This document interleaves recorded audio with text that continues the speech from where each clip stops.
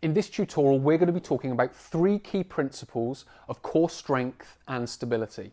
Now, number 1 is endurance, number 2 is stability, and number 3 is the movement of the tension, so how the tension moves around the torso. And what we're going to do is we're going to look at essentially 3 different exercises, but they are progressions of each other that incorporate all 3 of these principles. So what you can do if you're a beginner, you can obviously start at the easiest and work your way through. But again, you know why you're doing it because there's a purpose for all of it as we work through. Okay, component number 1, as I've mentioned, is endurance.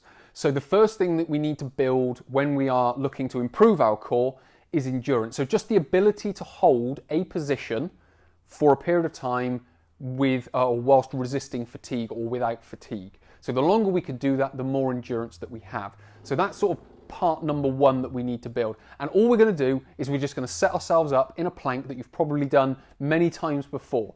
But the idea is we come down into position, obviously onto the elbows, into this position. We will have the feet wide, and there's going to be a reason why we have the feet wide, which you'll find out soon. So we're going to come up into this position. We're then going to lift one leg or one knee, and then we're going to lift the other knee. And we're just going to hold that position. Now, what we're going to do is we're not going to hold this position for 30-second block. What we're going to do is hold it for 10. We're then going to put the knees down, and then we're going to lift again after 5 seconds. We're going to hold that for another 10 seconds. And then you're going to put the knees down again, and then we're going to hold once more, again for sort of 10 seconds, and then we're going to relax, and in some respects, finish the exercise there. Now, that's what we would do to start with. Now, those little rest breaks allow the body to remove any buildup of toxins, or at least some of the toxins and waste products. So it removes those, so you can then go back into the second set, and essentially we just keep building those. So we just did 3 little blocks there. You could take that up 4, 5, 6, 7, 8, 9, 10 blocks, however many you need to.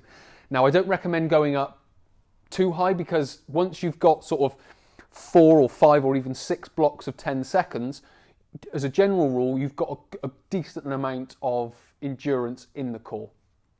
So what we would then do is we would then move on to part number 2, which is then talking about the stability of the spine and the core stability. Now that we've built up some endurance, we're looking at how can we then hold the spine nice and stable. So it's core stability and it's spine stability more specifically.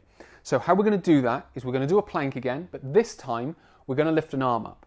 Now what the arm does is as soon as you lift the arm from the floor, so as soon as you go from this position up into this position, all of these muscles have got to work harder to hold your body up to stop it from collapsing forward. So what we would then do is we go from this position, we then return the arm, and then we bring up the other side. So what we're doing is we're going contraction one side, contraction the other side, back to the original side, and back again. So all the time that we're doing this exercise, it's contraction and it slightly relaxes, then it's contraction, slightly relaxes on the other side. So you start to then hold that spine in a more stable position because the muscles are holding in and around it. Now, if you find yourself rotating at the hips or even weight shifting at the hips, those are a compensation. These are the things that we need to remove. So we need to be able to hold centered hips.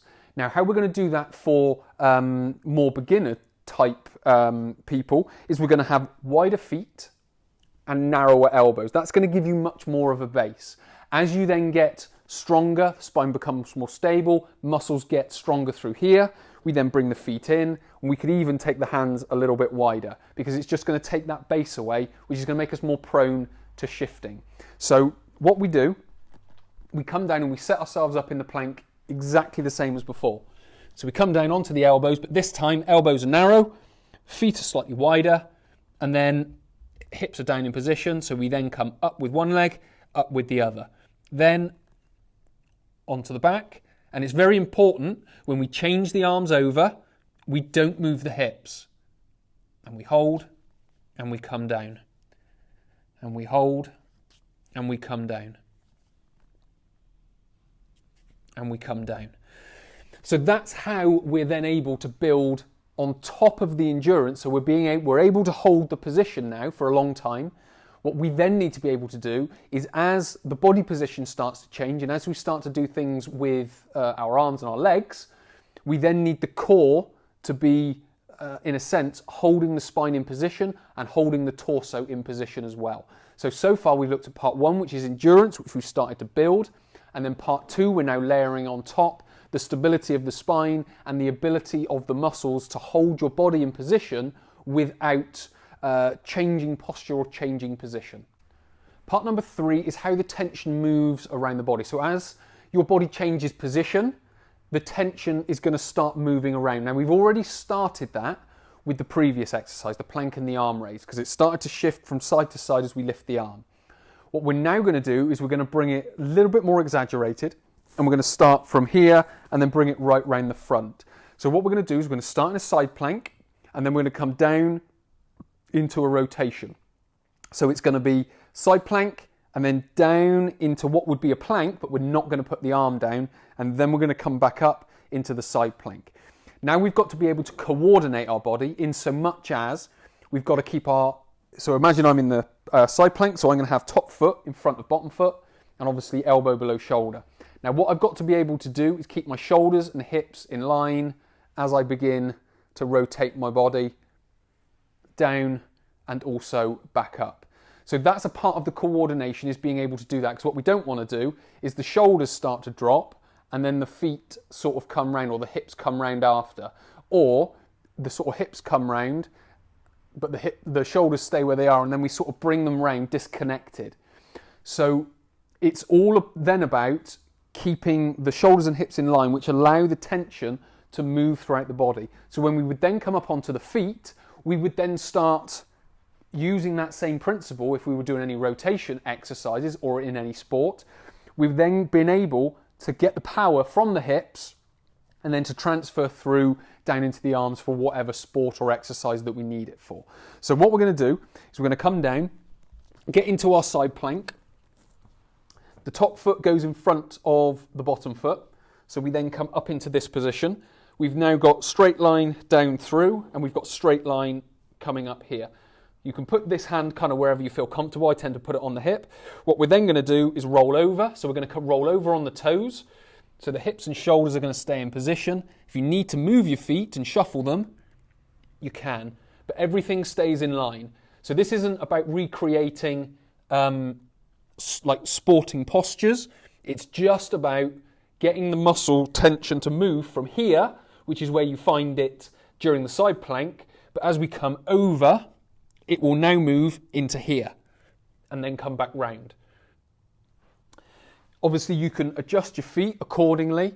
I tend to have them slightly wider. It gives me a little bit more of a base, a little bit easier to rotate. Obviously, the sort of harder it gets, the closer you bring them in, the harder it will start to get. So that is nice, easy ways of, well, not necessarily easy, but nice, simple ways of building first core endurance, then stability on top of it, or spine stability on top of it, and then how the tension moves around the body and how we are then able to transfer any power through the torso, or say from the legs through the torso into the arms, for example. Many thanks for watching this tutorial. Hopefully it's been helpful. So we've gone through 3 sort of principles of core training and 3 components that we want to build, which are, first of all, building endurance. That's the first thing that you need. That's going to protect the back, protect the spine.